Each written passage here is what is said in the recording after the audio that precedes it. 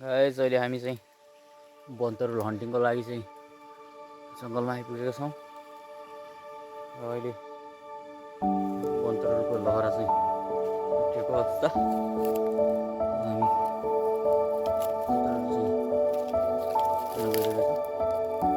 Yo guys भेटिन्छ कि भेटिन्न guys यतिको मेहनतपछि जम्मा यतिको हेर्न सफल भएको छ।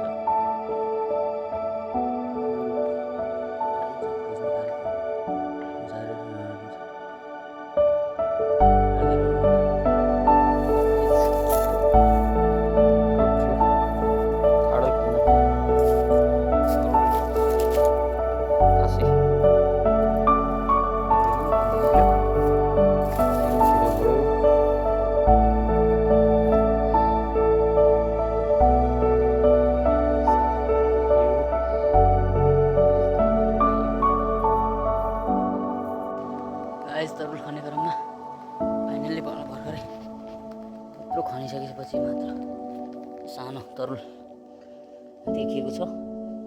अझै निकाल्नलाई चाहिँ धेरै मेहनत गर्नुपर्ने देखिएको छ।